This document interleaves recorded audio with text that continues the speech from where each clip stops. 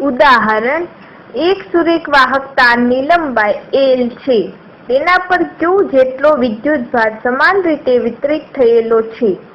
તારની અક્ષ પર તારના કોઈ એક છેડાથી A જેટલા અંતરે આવેલા બિંદુએ વિદ્યુત ક્ષેત્ર શોધો. તારની જાડાઈ અવગણો. ઉકેલ: આકૃતિમાં દર્શાવ્યા મુજબ બિંદુ P થી x અંતરે આવેલા તાર AB પરનો સૂક્ષ્મખંડ dx વિચારો.